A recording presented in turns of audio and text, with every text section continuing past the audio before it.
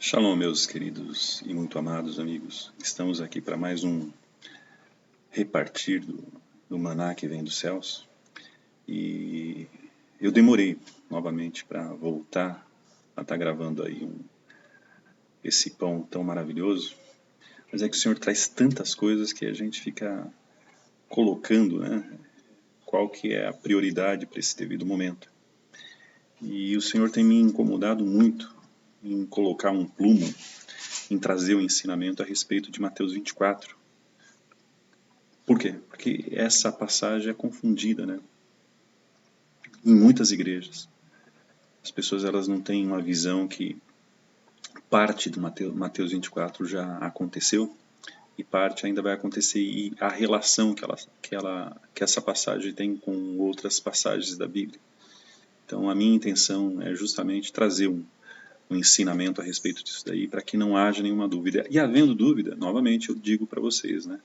Usem o canal, usem os comentários para perguntar, para darem a sua opinião, ou mesmo para dar a sua sugestão, ou até mesmo para corrigir. Muitas vezes nós não somos donos da verdade, mas dentro da palavra de Deus a gente aceita toda a correção, sim, dentro da palavra de Deus, porque eu não quero nunca colocar opiniões minhas a respeito desses ensinamentos que o Senhor traz.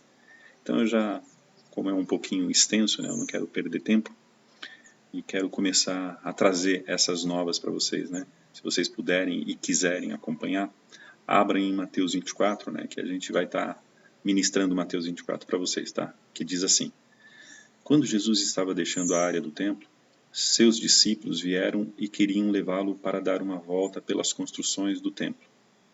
Porém, ele lhe disse, Jesus dizendo, né, todos esses edifícios serão derrubados e não será deixado nenhuma pedra em cima da outra.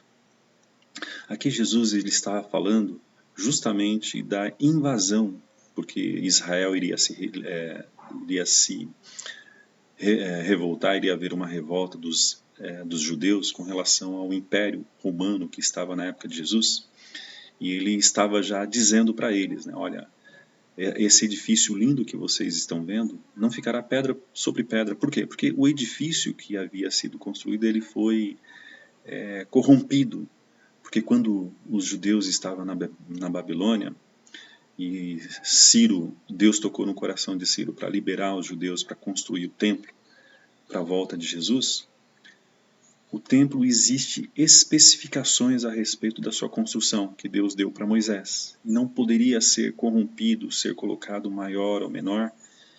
E ali na construção, quando Esdras, né, com o edito lá de Ciro, foi liberado para construir o templo do Senhor, Esdras, Neemias, todo o pessoal daquela época, eles construíram um templo nas mesmas especificações dadas para Moisés. Só que quando aconteceu vamos dizer assim, a profanação do templo por Epifânio,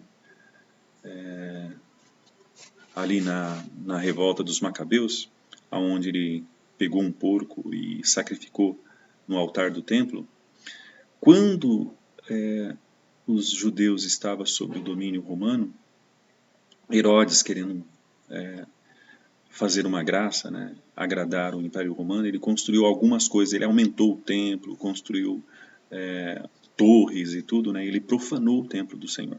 E Deus ele não se deixa profanar. E aí Jesus estava dizendo exatamente, né, que não ficará pedra sobre pedra, por quê? Porque os judeus iriam novamente se rebelar contra o Império Romano, tá? E aí o futuro imperador Tito, ele ali no ano 67 depois de Cristo, ele veio com uma guarnição de mais de 70 mil soldados, tá? Muitos soldados, e cercou Jerusalém. Eles tinham técnicas de guerra fantásticas. E aí eles destruíram o templo de Jerusalém, né? Eu vou contar um pouquinho dessa passagem para vocês só se situar, né, na história. Diz assim, né? As tropas romanas, no general Tito, tomaram a cidade de Jerusalém no dia 8 de setembro do ano de 70 da era cristã. As tropas romanas entraram na cidade, e que por si só era proibido. O templo foi incendiado e os habitantes foram deportados como escravos. Só no ano de 1948, por concessão da ONU, a Organização das Nações Unidas, o povo judeu pôde retornar à Palestina reconstruindo o que passou a ser chamado de novo Estado de Israel. Mas o conflito com os palestinos que ocupavam, aqui ele fala legitimamente, né, mas não é legitimamente, a Grã-Bretanha colocou os sírios que não foram aceitos pela população síria, árabes que não foram aceitos pelos árabes, vários povos de outras nações, né, que já tinham seus lugares, eles colocaram ali na Palestina, né, e antigamente era chamada Judéia, e aí eles mudaram o nome para Palestina, né, que era dos filisteus, que Israel já tinha conquistado a Palestina, né, dos filisteus, e os filisteus não havia mais, eles foram destruídos nas guerras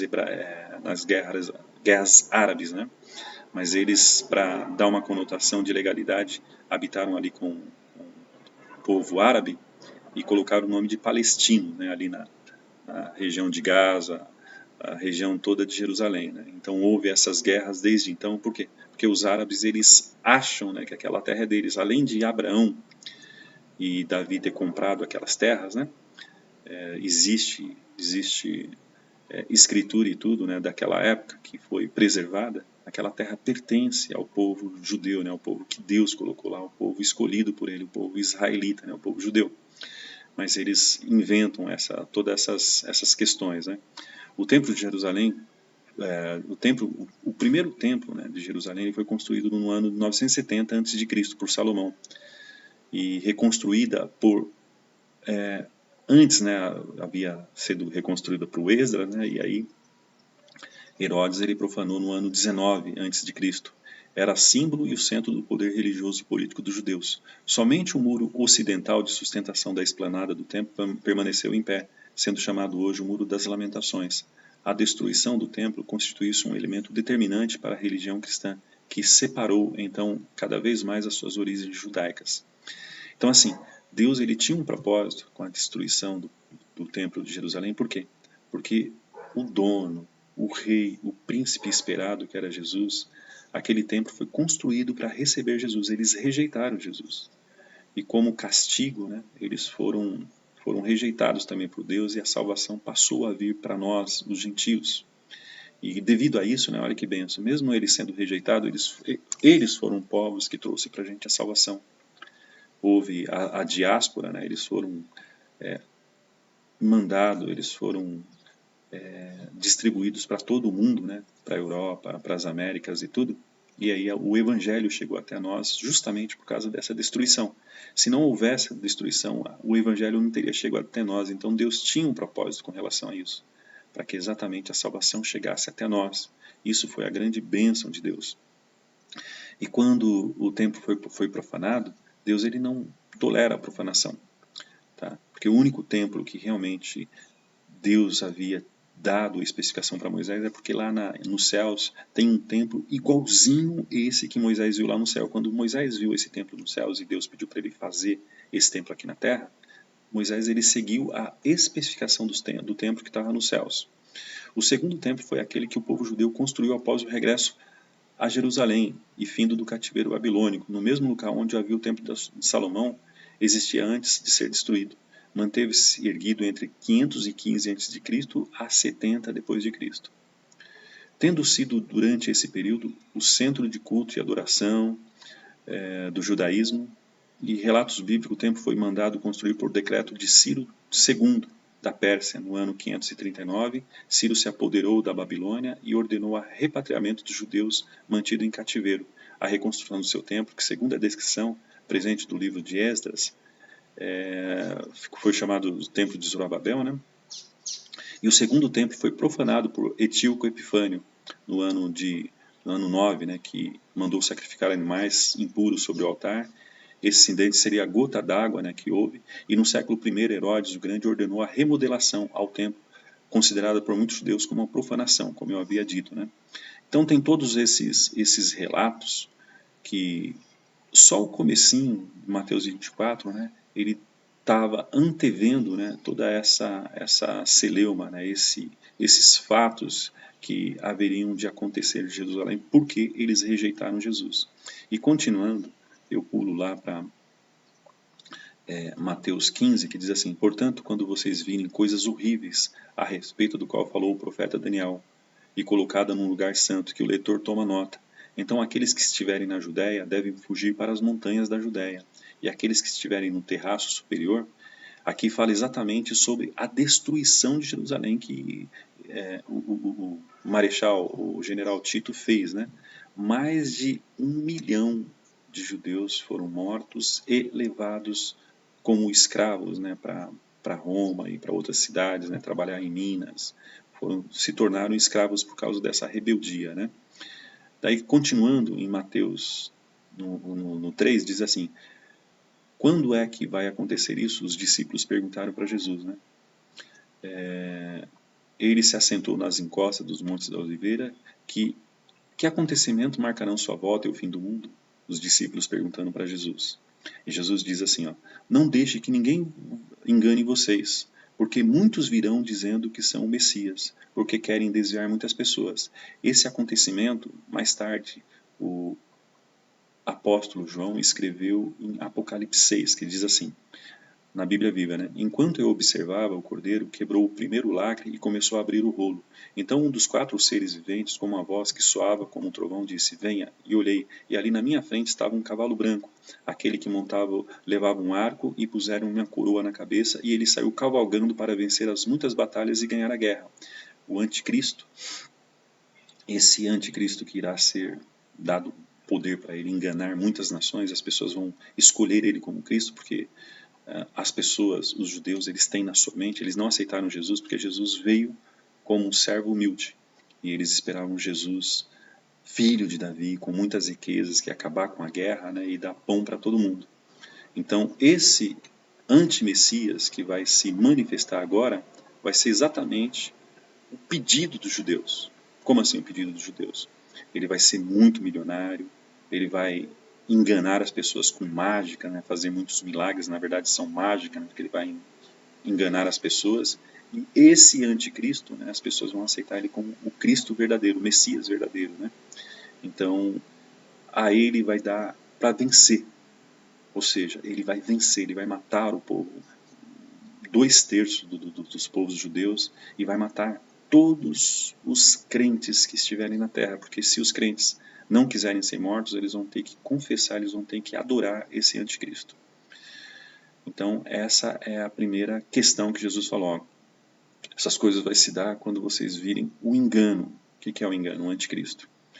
Daí no 6 diz assim: quando vocês virem de guerras que começar isto, não é sinal de minha volta, elas devem vir, mas ainda não é o fim. As nações e os reinos da terra se levantarão um contra os outros. E na sequência de Apocalipse 6, a partir do versículo 13, diz assim: então abriu o rolo até o segundo lacre, e também quebrou, e ouviu o segundo ser vivente dizendo: venha. E desta vez surgiu um cavalo vermelho, e ao que montava foi dada uma espada comprida, e a autoridade de tirar a paz e a trazer a anarquia para a terra. E apareceu guerra e matanças por toda parte. Então nós estamos vivendo esse dia, né? E as pessoas podem perguntar, né? Ah, Celso, mas isso sempre houve. Não. O sinal é que quando a oliveira, eu vou até aqui no final para que vocês entendam bem isso, né? Agora aprenda uma lição, lá em Mateus 24:32, né? Esse é o sinal de quando iria começar a acontecer todas essas coisas. Agora aprenda uma lição, Mateus 24:32. Quando o ramo dela está novo e as folhas brotarem, vocês sabem que virão e está chegando. Da mesma forma, quando vocês puderem ver todas essas coisas acontecerem, podem saber que minha volta está bem próxima. Com toda a certeza, eu vos afirmo que não passará esta geração até que todos esses eventos se realizem. Que geração que é essa? A geração dos israelitas, eles contam uma geração entre 70 e 75 anos. E que geração que é essa? A geração a partir da quando a oliveira brotar. O que é a oliveira? Israel foi estabelecido como nação. Em 14 de maio de 1948, Davi Ben-Gurion proclamou a independência de Israel e o surgimento da nação de Israel foi seguida por imediato reconhecimento por todos os estados da União Soviética e dos Estados Unidos. Um momento de triunfo e esperança. A aceitação de Israel no cenário mundial marcou um triunfo após décadas de lutas e adversidades. E o surgimento da nação de Israel abriu um novo capítulo da história do Oriente Médio e da comunidade judaica, desencadeando uma série de eventos. Então aí começou exatamente a acontecer a questão da volta de Jesus. O sinal da volta de Jesus é a partir do surgimento da oliveira, ou seja, a partir do surgimento da nação de Israel. Não há que se falar o contrário disso, tá? Porque a partir dali iria contar-se uma geração, 75 anos. Então, qual que é o momento que nós estamos atravessando agora? Nós estamos atravessando como se fosse uma prorrogação, ou seja, 70 anos, 75 deu em 2018. Nós já estamos em 2024. Ou seja, já estamos às portas da vinda de Jesus. E essa vinda de Jesus é muito interessante isso, porque por isso que vocês têm que conhecer um pouquinho da profecia. Por quê? Porque a vinda de Jesus, ela se desenrolará em dois momentos, em dois tempos. Quais são esses dois tempos? O primeiro, vai haver uma tribulação muito grande aqui na Terra. Os elementos do céu vão cair, as estrelas, meteoros. A Terra ela vai ser totalmente, como posso dizer, purificada. Vai ser destruída a Disneylândia, vai ser destruída Hollywood, vai ser destruída esses grandes empreendimentos, esses grandes prédios de Barueri, sabe, Paulista, Nova York, sabe, esses grandes centros. Vai ser destruída. Isso daí é chamado como tribulação e grande tribulação. Só que antes de acontecer isso, Deus ele não deixará o povo dele passar por essa tribulação. Por quê? É a noiva. A noiva ela é sensível. Eu, Celso, eu acredito que nós vamos passar parte da tribulação para sermos realmente provados, testados se realmente nós somos cristãos. Parte, não da grande tribulação. Então Deus vai purificar tanto a noiva quanto a terra, e antes de acontecer todos esses cataclismas, esses desastres, essas coisas horrendas na terra, a noiva ela vai ser tirada da terra. Eu quero ler para vocês, quer dizer, quero ler não, eu vou ler para vocês a respeito disso, né, que diz que a gente possa ver claramente ali em 1 Tessalonicenses 5, que diz assim, né, posso dizer exatamente do Senhor que nós, o que ainda estivermos, a partir do 15, né, que ainda estivermos vivos quando o Senhor voltar, não subiremos para encontrá-lo na frente daqueles que estão na sepultura, pois o próprio Senhor descerá dos céus com um potente clamor, com um vibrante brado de arcanjo e com vigorosa toque de trombeta de Deus. E os cristãos que estão mortos serão primeiros a levantar-se para ir ao encontro do Senhor nas nuvens. Os cristãos que serão arrebatados e os cristãos que terão seus corpos transformados, nós não ficaremos aqui na terra, nós nos encontraremos com o Senhor nas nuvens, nós seremos arrebatados.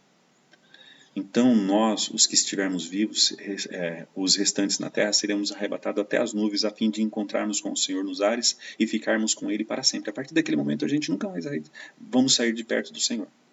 Tá? Então o Senhor vai vir com as almas daqueles que já morreram em Cristo para eles buscarem os seus corpos vão ser transformados, os seus espíritos pegarão os seus corpos transformados e depois nós que estivermos vivos, nossos corpos serão transformados no mesmo corpo do Senhor Jesus Cristo e nós ficaremos nos céus durante 7 dias. Aqui na terra serão 7 anos de 3 anos e meio de tribulação e 3 anos e meio de grande tribulação, onde a terra será purificada e aqueles crentes que não se acharam santos, eles não terão mais salvação, de acordo com Mateus 25. Afastados de mim, maldito, para o fogo eterno, preparado pelo diabo e seus anjos, que tive fome e não me deste de comer, tive sede e não me deste de beber. Então eles não terão mais chance. Porém, os seus filhos, aqueles que não eram cristãos, e que se converterem e pagarem o preço de serem degolados, eles serão arrebatados sim. Como que eu falo isso, né? A gente voltar lá para Apocalipse 6, a partir do 7. Então, Mateus 9 diz assim, 24:9, então vocês serão torturados e mortos e odiados no mundo todo porque são meus. E tem a concomitância em Apocalipse 6, a partir do versículo 7. E quando foi aberto o quarto lacre, ouvi o quarto ser vivente dizendo, venha. E agora vi um cavalo amarelo, e o nome daquele que montava era Morte, e seguiria atrás dele outro cavalo, e o nome que montava neste era Inferno. E eles receberam um domínio sobre a quarta parte da terra, para matar com a guerra, a fome, a doença e os animais selvagens. E quando ele quebrou o quinto lacre, vi um altar, e debaixo dele todas as almas dos que haviam sido martirizados por pregarem a palavra de Deus e por serem fiéis em seu testemunho. E eles clamavam em voz alta ao Senhor e dizia: ó soberano Senhor, santo e verdadeiro, quanto tempo ainda vai passar antes que o Senhor julgue os povos da terra e aquilo que fizeram conosco? Quando vingará nosso sangue contra aqueles que moram na terra? E foi entregue um manto branco, e cada um deles, e lhes disserem que descansem mais um pouco, até que os outros irmãos deles, conservos de Jesus, sofrem um martírio na terra e se unissem a eles. Ou seja, aqueles não estão com seus corpos ainda. Eles estão lá nos céus, aguardando a segunda vinda de Jesus, porque a segunda vinda de Jesus todos os olhos vão ver. Isso é inconcebível. Em Mateus 24 diz isso. Agora, arrebatamento não. Arrebatamento, algumas pessoas falam que é arrebatamento secreto, né? Mas como eu estando com a minha esposa, ou a minha esposa estando comigo, de repente eu sumi, ou nós dois sumimos, que esse é o ideal, né? As pessoas que ali ao redor, eles vão ver a gente sumir. A gente vai ser arrebatado, tá? Então não é uma vinda secreta, tá? As pessoas vão notar, muitas pessoas que dirigem carros, os carros vão ficar desgovernados, outras pessoas que pilotam um avião, os aviões vão cair, entendeu? Então vai ser sentido muito essa tribulação que vai vir na Terra por causa desse arrebatamento, tá? Então, o arrebatamento não é a segunda vinda. A segunda vinda, ela diz muito claramente, tá? Eu vou ler para vocês ali em Zacarias 14. Preste bem atenção. Diz assim: fiquem atentos, porque o dia do Senhor está próximo. Nesse dia o Senhor reunirá as nações para lutarem contra Jerusalém. Então o Senhor aparecerá totalmente preparado para a guerra, pronto para lutar contra as nações. Naqueles dias seus pés pisarão o monte das oliveiras, e que fica a leste de Jerusalém, e o monte se dividirá ao meio, formando um vale muito largo, de leste a oeste, porque metade do monte se deslocará para o norte e metade para o sul. Então o Senhor, o meu Deus, virá, e todos os seus anjos com ele. O sol e a lua, as estrelas pararão de brilhar, mas apesar disso existirá luz. Só o Senhor sabe como isso vai acontecer. Não vai haver dia e nem noite.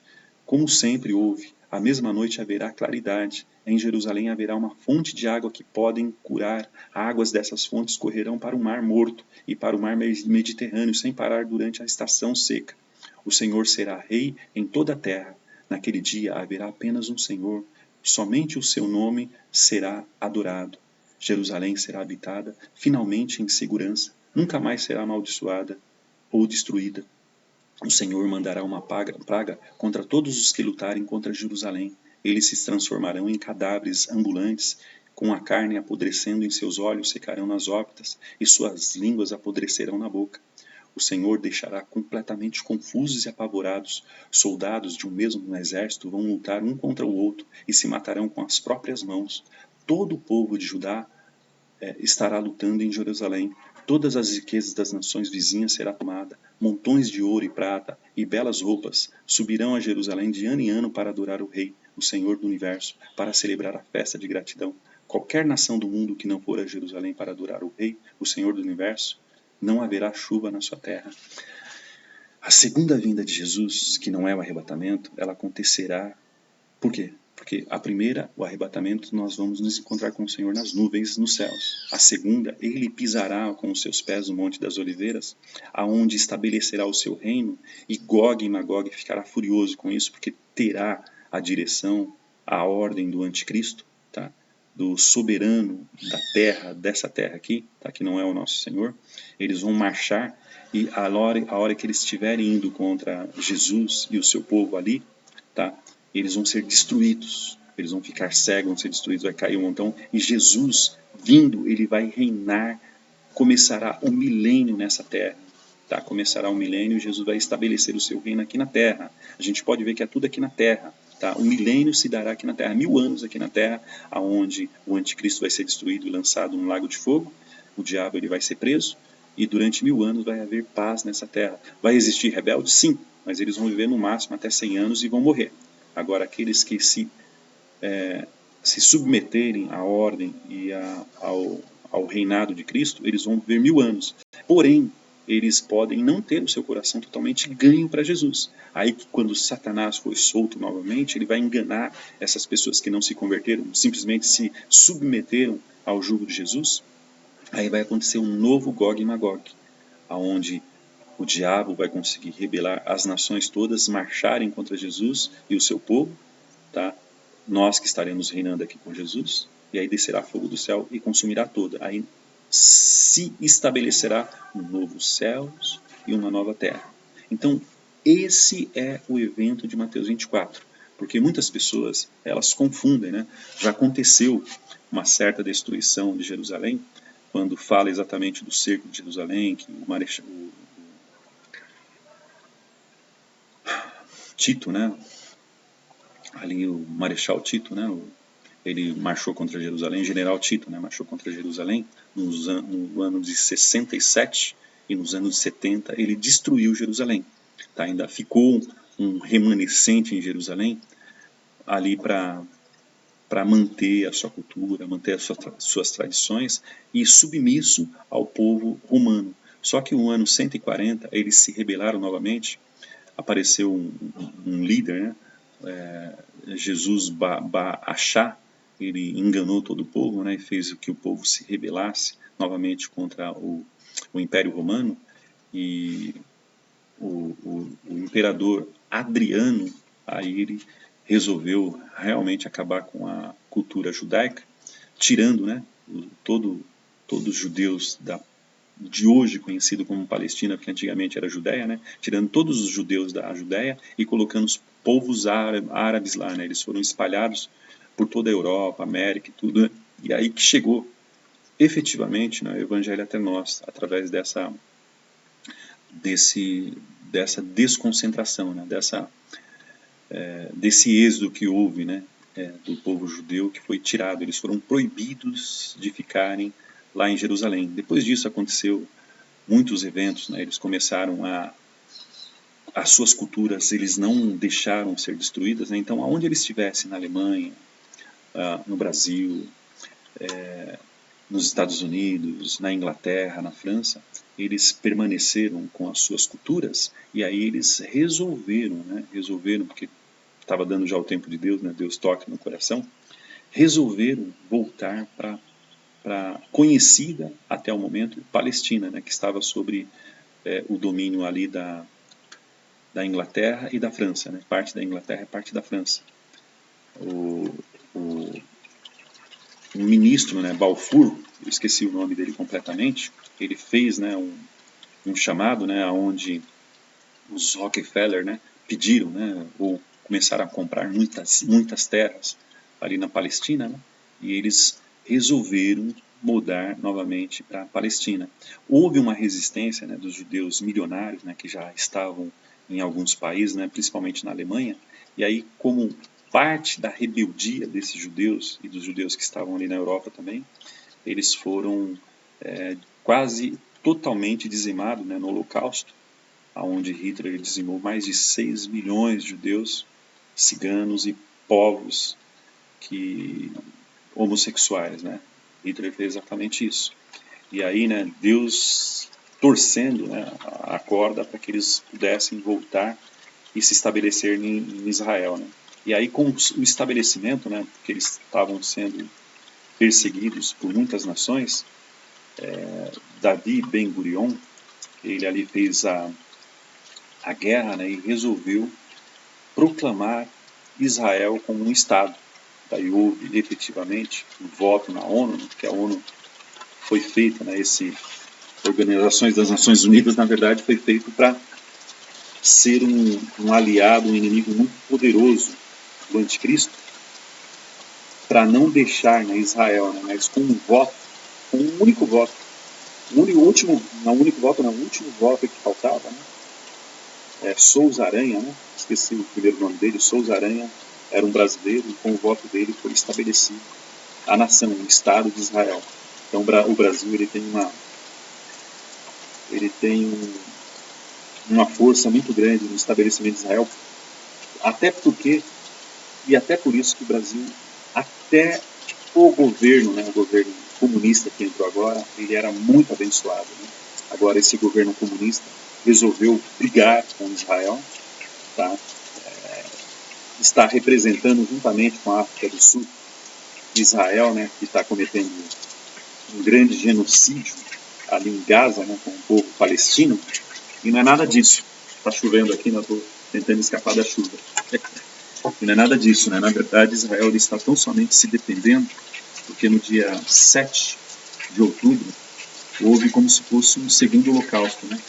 Nunca houve tantas mortes, né, fora o holocausto, como houve no dia 7 de outubro agora desse ano, né, onde eles mataram mais de 1.200 judeus, né, e levaram como reféns mais de 240 judeus também, entre soldados, entre inocentes, entre bebês, né, onde eles entraram ali em Jerusalém, né, principalmente nos kibbutz, ficam perto de Gaza, queimaram os bebês vivos, queimaram famílias inteiras, né? E o Brasil, juntamente com a África do Sul, está representando Israel, não está sendo solidário ao que aconteceu em Israel e está tentando condenar Israel como cometendo genocídio. Aqui eu abro um parênteses para como está sendo essa guerra contra o Hamas, não é contra o povo palestino não, tá? Contra o Hamas. Israel ele solta um montão de panfletos avisando, né, a gente vai soltar bomba aí, saia daí, né, o povo civil, para que vocês não sejam, não sofra nenhum tipo de acidente, né, do que nós vamos mandar bomba aí, né. E aí o que acontece? Os terroristas dos Hamas, eles ficam com a metralhadora na mão, tá? E eles não deixam, principalmente crianças e inocentes civis ali, saírem, porque isso eles conseguem comover a ONU e o mundo todo, né, que Israel está cometendo um genocídio. E não sabe que Israel, antes de mandar bomba para lá, eles avisam, né, para que o povo saia de lá, né. Então é mais uma falácia, mais uma mentira, né, que falam contra o povo judeu, para eles serem culpados disso, né.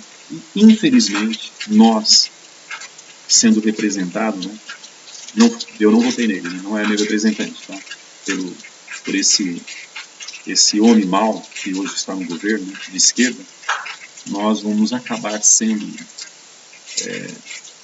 amaldiçoados, porque, além disso, este homem mau que está no governo, que eu oro para que, em nome de Jesus, Deus possa convertê-lo, né? Porque é o que nós temos, né? Infelizmente, eu não votei para ele, é o presidente do Brasil.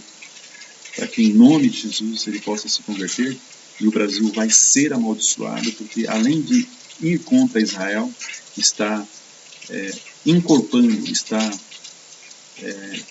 tomando parte do grupo do BRICS. O que é o grupo do BRICS? Nada mais, nada menos que Gog e Magog de Ezequiel 38 e 39, que vai marchar contra Israel, mas vai ser derrotado. Povos, línguas e nações, todos vão ser derrotados porque vão lutar contra o povo de Deus.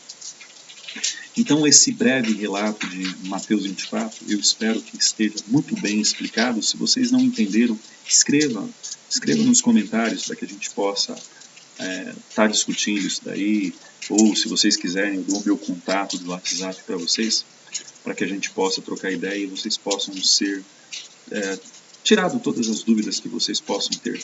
Mas que em nome de Jesus, nós possamos ter em nossa mente que o povo do Senhor é o povo israelita, é o povo judeu. E lá em Gênesis está dizendo claramente, né? Abençoarei aqueles que te abençoarem e amaldiçoarei aqueles que amaldiçoarem. Que nós possamos orar pelos nossos irmãos, porque se não fosse eles, nós não teríamos conhecido o Evangelho, nós não teríamos conhecido Jesus, nós não teríamos sabido que a condição para subir para o céu, porque essa terra vai ser destruída, não é o nosso lar, nós estamos aqui de passagem. A condição de nós sermos arrebatados é a santidade e justiça, e é possível sim ser santos e ser justos, porque senão não teria sido colocado em Hebreus 12, 14, seguir a paz com todos e a santidade sem a qual ninguém verá o Senhor, nem em 1 Pedro 1, 10, que diz que sem a santidade nós não veremos o Senhor. Então, que nós possamos perseguir, lutar, matar a nossa carne, os nossos desejos, as nossas vontades, porque o tempo está muito abreviado. Nós estamos na prorrogação, porque a geração, desde o estabelecimento de Israel até os dias de hoje, em Mateus 24, 32, que fala, não passará essa geração, Mateus 24, 32 e 34, não passará essa geração sem que todas essas coisas aconteçam, venceu em 2018, 70 anos. Que nós possamos estar mais que preparados, porque Jesus só vai voltar e só vai levar uma igreja preparada. Que eu e você possamos ser encontrados, preparados para que possamos subir nesse arrebatamento, que não é a segunda vinda. Para que quando aconteça a segunda vinda, nós possamos voltar com Jesus para sermos reis e sacerdotes dessa terra. Que o Senhor possa nos abençoar e que, em nome de Jesus, Ele possa despertar no nosso coração a necessidade de se preparar, viver uma vida de santidade, que é possível sim, no poderoso nome de Jesus. Amém. Deus os abençoe.